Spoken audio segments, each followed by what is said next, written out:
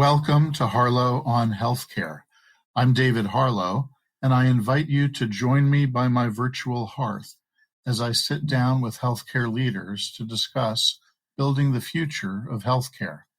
Today, my guest is Dr. Lissy, the president of Connected Networks at WellSky, the continuation of her work at CarePort company that she founded and that was acquired by WellSky.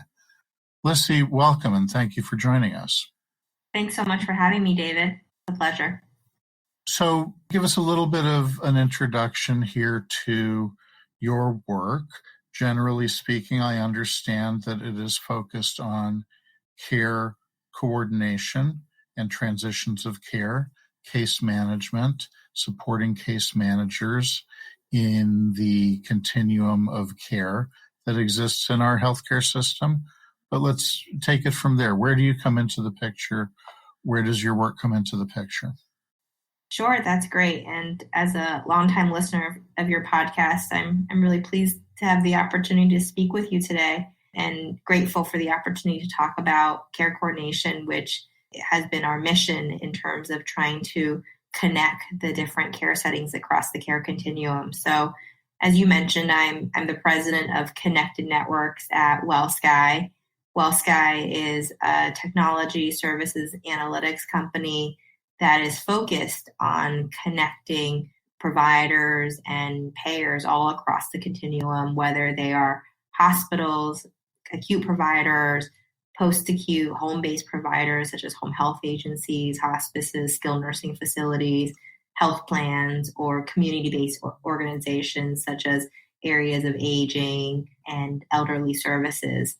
And where CarePort comes in is facilitating that transition out of the hospital into the post-acute care setting. This is not getting simpler as time goes on, right? The notion of simple one-stop shop, one-size-fits-all doesn't really exist in this day and age. And I would hazard to guess that that is in part driven by the change over time in lengths of stay in acute care facilities, right? As those get shorter, there's a wider variety of things that need to happen post-discharge.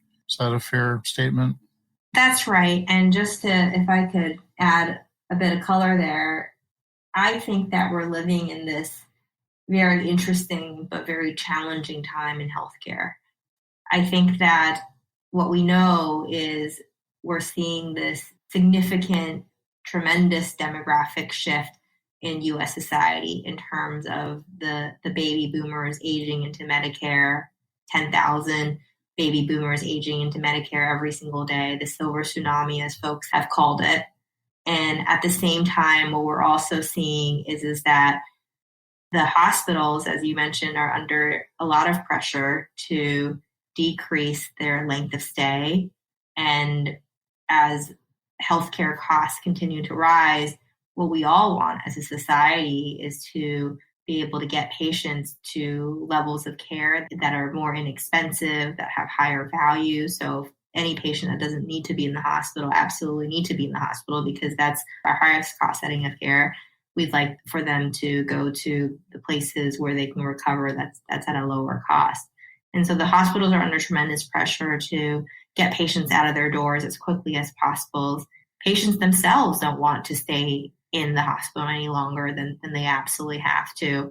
And as patients get older and there's more chronic disease in our society, more diabetes, more heart failure, more obesity, there are sicker patients going into the hospital than ever. So you have an aging population, a higher acuity patient population, lots of pressure to get the patient out of the hospital. And so what that means is when we are trying to transition patients out of the hospital, we need to find places for them to go. And so think about the patient that goes into the hospital, maybe broke their hip, and they had surgery to repair their hip. And now all of a sudden the question is, well, can they go home? And for many, many patients, the answer is no, or at least no, not right away. Patients will need to have rehab. And while they're having rehab, for example, who's going to take care of not just their wound, help them with their physical therapy, but also thinking about things like how do they get dressed, how do they get food, how do they go to doctor's appointments. And so all of that needs to be coordinated before the patient can leave the hospital. And that is a very, very common scenario. I can name 100 other scenarios of patients coming into the hospital where the answer to them leaving the hospital is not just to go home on their own and go back to their normal state of living prior to coming to the hospital. It's the fact that they'll need all these services in order to be able to recover in their home or in a nursing home. One question that comes to mind is, in an ever-increasing environment of value-based care or coordinated care or ACOs, shared savings arrangements, and global payments for courses of care, the question becomes, to what extent is this or can this be baked in up front, right? With a network of providers involving an acute care facility, a surgeon, a rehab facility, an outpatient rehab facility. Isn't this all baked in, or is this a question of the future not being evenly distributed? Well, I think you raise a really good point, which is that in a fee-for-service system, getting the patient out of the door and turning over the bed was really important, is really important, right? That's an efficiency question. But in a value-based setting, whether it's bundled payments, ACOs, what have you, the quality of that transition really matters. And so what that means is, for example, the cost of a nursing home stay is oftentimes 10 times as expensive as sending the patient home.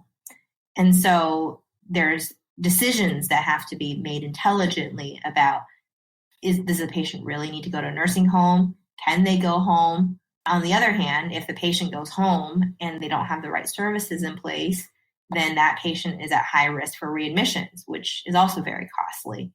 And so when you think about how to do these transitions in a value-based system, you have to not only think about how can we make this process more efficient, how do we make it less manual so that we can get patients out the door much more quickly and efficiently, but you also have to think about the quality and adding intelligence to the process so that you're not just getting the patient out the door efficiently, but getting them to the best quality post-acute provider, getting them to the best level of care and the best match services for that patient, and also services that are covered by their insurance plan and that are in network. And so there's a lot of considerations involved when you're thinking about value-based payment models. And we know that increasingly providers who are in value-based payment models are really, really focused on getting this transition and getting this post-acute transition coordination right, because what we know is that post-acute care as a general category of spend is about a quarter of the spend for Medicare patients, but it drives, well, it's only about a quarter of the spend, and I say only in sort of, quotation marks, because 25% of Medicare spend is a big number, billions and billions of dollars. But at the same time, not only is it 25% of the spend, it drives almost 3/4 of the variation in spend. And what that means is that why one Medicare beneficiary costs more than another, when you try to explain that, 73% of that variation can be explained by differences in their post-acute care utilization. And so that means, what setting of care did they go to? Did they go nursing home or home health? Quality of that nursing home or home health agency. There's large variances in the quality of nursing homes and the outcomes that the post-acute providers deliver for these patients. Well, that's fascinating. And that highlights the need to apply some analytics here. And I think as part of your introduction, you described the platform as an analytics platform. So what role do predictive analytics play in helping case managers find the right site of care for a particular patient? What kind of data set are you drawing on here, and how does that relate to use of the tool in the real world? I think data is so important in helping to drive some of these decisions in terms of guiding what is the right level of care or what is the best provider for that patient. I remember when I was a medical student, as early as when I was in my third year of medical school working at some of these Boston hospitals. What we would often encounter is patients would come into the hospital, they would have their hip surgery, they would get better, and the case manager would give them a list of names and addresses that had been Xeroxed 1,000 times. Here's the list of nursing homes, here's their address, here's their phone number. And that was really all the information that patients would have to make these decisions on. Such a critical decision around where mom or dad or their loved one is going to be for the next 2, 3, 4 weeks, maybe even longer, months at a time as they're recovering and on their path to going home, or maybe this recovery center becomes their residential setting as well. And understandably, patients looked at this piece of paper and said, oh my goodness, how do I make this decision with just this information? You try Googling nursing homes in Boston or wherever, and you see, a mishmash of stuff. And there's really very little sort of good information out there on the quality of nursing homes. And some of it's gotten better, of course, with Medicare 5-star ratings and some of the publicly available information out there. But for the most part, people are making these decisions very blindly. And I remember as a medical student, a family member, usually it was a daughter or son, would ask me, and oftentimes they weren't even living in the area anymore. They would ask me, hey, where would you send my mom if it were you? And as a third-year medical student, but also as I saw, physicians, case managers, they didn't really have better information than this list. And so it was really frustrating for a provider because you didn't really have good information to help guide your patients. And so when I started to think about how to make this process better, because at the same time that this was happening in the hospital, I'm out in the world, I have access to TripAdvisor, Hotels.com, Airbnb, all these apps where you could find out so much information about hotels or restaurants halfway around the world, and yet you could barely get any information about the nursing home down the street. So I thought there really must be a better way to do this. And so that was a lot of the genesis for CarePort, is how do we take data for nursing homes, home health agencies, all of these post-acute settings of care, and bring that data together so that you can guide these decisions, help patients as they're figuring out where they can recover and what's the best provider. And over time, we are now at over 2,000 hospitals, over 130,000 different post-acute providers. And so we have huge amounts of data on these facilities, on these providers. We do something like 40 million transitions annually. And so we have a lot of data on where patients go, what happens to them, where they do well, what is the optimal place and pathway for somebody with recovering from heart failure versus diabetes versus COPD. And so a lot of our vision, which has now been realized, is to bring that data to bear for every single one of these patients coming in the hospital so that they could have the right information to make the best decisions for their loved ones, and empower the providers to be able to share that information with patients and families in these very vulnerable moments and trying to make decisions very quickly as well. If you're just tuning in, this is Harlow on Healthcare, coming to you on Healthcare Now Radio. I'm David Harlow, and my guest today is Dr. Lissy Hu, President, Connected Networks at WellSky. Lissy, we've come a long way from that 20th generation Xerox list of nursing homes. I remember seeing those too, unfortunately.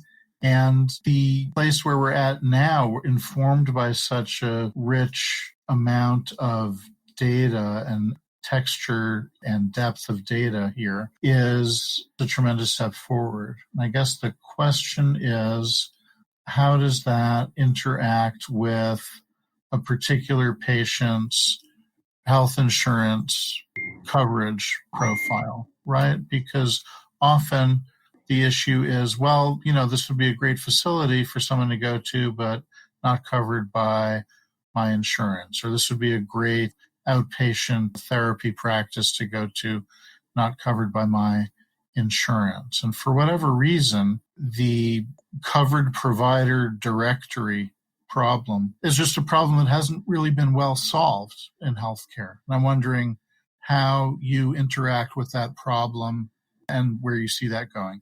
That's a great point, David, because on the one hand, you want to give patients choice.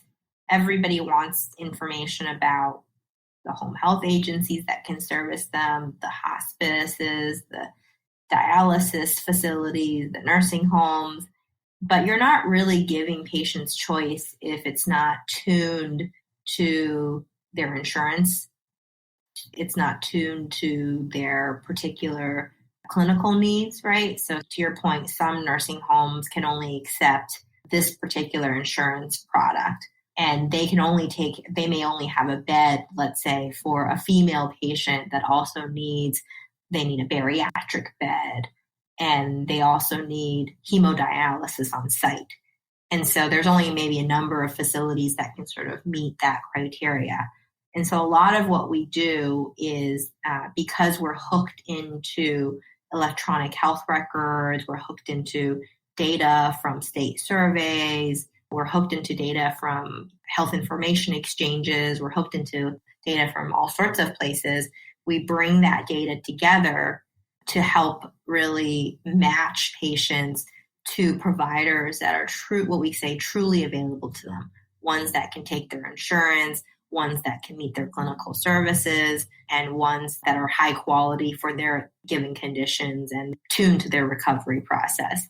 So that's a lot of what we do. And because this is an industry, post-acute is a highly fragmented market, tens of thousands of mom and pop providers as well as large providers, lots of turnover in this industry. That data is complex to maintain. There's a lot of changes, consolidation in the marketplace, places going out of business, merging, consolidating. And so all of that has to be kept up to date. And that's one of the primary services that we provide, is to make sure that that information is up to date so that patients can make decisions with the best information and the most up-to-date information. So there's that information that's needed at that particular point in time.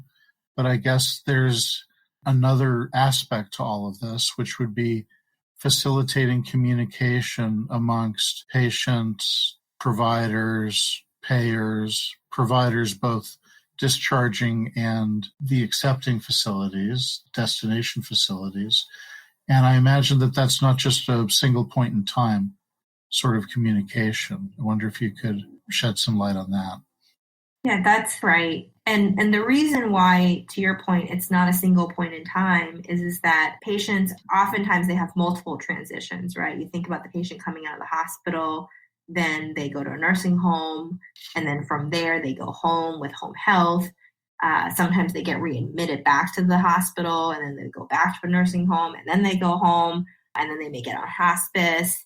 And so when we think about the average patient experience, oftentimes they have 3, 4, 5, 6 transitions, especially for your more complex elderly patients who have a lot of different needs and for different services. And so one of the things that we've thought a lot about in terms of, to your point, enabling, is how do we facilitate ongoing communication and transparency into the care that patients are receiving.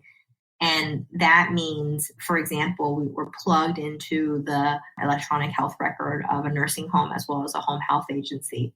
So the hospital can make the referral to the nursing home. The nursing home can say yes, or the hospital can make the referral to the home health agency, and the home health agency says yes.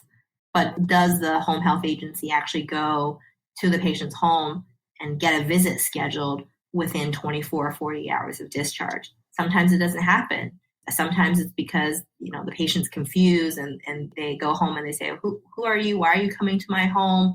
Right? And so we need to make sure that if a patient's not getting that visit, even though there was a referral made because that patient needs it, that information gets surfaced to the care coordination team, to the doctor, to the physician, so that they can really close the loop. And so when we think about a high quality transition, it's not just about sending out the referral into the ether and then that's it. It's really about making sure that the services were delivered, that they were delivered on a timely basis. And if the patient gets readmitted for the hospital, that's something that's really important for the home health agency to know, right? Because then they know not to go out to that patient's home because the patient's back from the hospital, and maybe they need to alter their care plan knowing that the patient has gone back to the hospital and what needs to happen differently if the patient goes home again. So there's a lot of ongoing care coordination, and traditionally I would say there's really been not a lot of technologies that facilitate that bidirectional communication and information flow between hospitals and post-acute providers. It was very much, I'm on my own electronic health record as a hospital, or I'm on my own electronic health record as a nursing home or home health agency. And so a lot of that connective tissue hasn't been there. And so a lot of CarePort has been to create that connective tissue and enable these post-acute and acute and ambulatory providers to be in dialogue with one another and be in sync on the care of their shared patients. Great. So is the access to that messaging within somebody's home portal, so to speak, within an EHR, or is it through a separate portal? We are integrated to the EHR. I think it's really important that we try to do as much to keep providers in their workflow as possible. And so we are integrated into the EHRs on both the acute and the post-acute care side to try to really reduce what we call provider abrasion and portal fatigue that a lot of providers have. Portalitis. Right, exactly. I have to remember that. Great. So I wanted to ask if you saw a change in the way your tools were being used as we went into the pandemic, and another change perhaps as we are, I hope, coming out of the pandemic. That is a great question, because I think that it's a really insightful question, because I think that the pandemic has really changed how we deliver healthcare in a million different ways, and care coordination is no different. So one of the things, for example, that we've seen out of the pandemic, we did a care coordination survey earlier this year in March, where we surveyed care coordination leaders in our customer base, both on the acute and post-acute care side, and we asked them about their top challenges and struggles when coordinating care across the continuum. And one of the things that came out that from both the acute and post-acute care side is that what they're seeing is just huge amounts of higher complexity patients, that they're seeing workforce challenges on top of that. And so, for example, 70% of our hospital respondents indicated that these referral challenges are driving up length of stay. And if you've heard some of the earnings calls from the largest healthcare systems, such as HCA, others, they're all talking about the challenge of length of stay and being able to discharge patients and care management out of the hospital. We're also seeing, 63% of hospitals reported that they're experiencing clinician burnout and staffing burnout. That was mirrored on the post-acute care side. They said there's really limited staff to manage referrals, which is leading to higher referral rejection rates. 73% of them said that they were declining referrals because they didn't have staff to service these patients coming out of hospitals. And so that's a long way of saying, I think the pandemic has in some ways made it more challenging to get patients to that next level of care, because you have higher complexity patients and you've got more limitations on staff across the acute and post-acute care spectrum. And at the same time, while this is all happening, what we also saw was that as the pandemic, one of the hardest hit industries was nursing homes. And so a lot of patients decided that they wanted to go home. And what we know about patients who go home is that it's a more complex transition, right? So you can think about your nursing homes almost like one-stop shopping. They go to the nursing home, their doctor is there, their food is there, their physical therapy is there, their nursing is there, everything's in one place. Now think about that patient that is going home. All of those things have to be coordinated a la carte, right? You've got to figure out how are they going to get their food, who's going to bathe them, how are they going to go to their toilet, How do they get physical therapy? How do they get to the doctor's appointment? How do they get their medications? So all of that has to be now coordinated sort of one by one by one. That's a long way of saying what we're seeing coming out of the pandemic is this continued preference to home. And I think that is a good thing, and we need to figure out more and more ways to support that. But it is a more complex transition. And so we're trying to figure out how do we support more complex patients who want to go home. That's a more complex transition. And on top of that, we're still facing worsening staff shortages and clinician burnout in acute, post-acute, all across the provider industry. And so in some ways, I think coming out of the pandemic, what we're all faced with is the need for more technology, the need for more of this connective tissue to facilitate many of these transitions, because these are problems that we can't hire a way out of, right? There's literally not enough nurses that we can just hire to do more care coordination. We've got to figure out in some ways how to do more with less. And that is the promise, I think, of technology and analytics. Well, to wrap things up, I wanted to ask, if you were to wake up tomorrow and find yourself 5 years in the future, what's one thing in healthcare that you would hope or maybe expect to find has changed drastically? I think that in 5 years, I would like to see the transition from the hospital out into the community as seamless as the transition from the ED up to the inpatient unit. That's what we should be striving for, the transition where it feels like you're just moving up a floor of a building rather than going to, another building, another setting of care. That's what patients deserve, and that's what we should aspire to, even though the nursing home, the home health agency, the skilled nursing facility, the hospital, we're all in different buildings. We need to act like we're one organism. That's what every patient deserves. And we're going to see more and more of these transitions going forward, just given our aging population and our preference and our desire to recover and age in the home. Well, that's a great vision of smoother transitions in the future. Thank you very much for joining me. Thank you so much, David. I really appreciate the time. You have been listening to Harlow on Healthcare. Join us at healthcarenowradio.com. Let's continue the conversation on building the future of healthcare together at #HarlowOnHC. I'm David Harlow, keeping the fire going and holding a seat open for you. Until next time.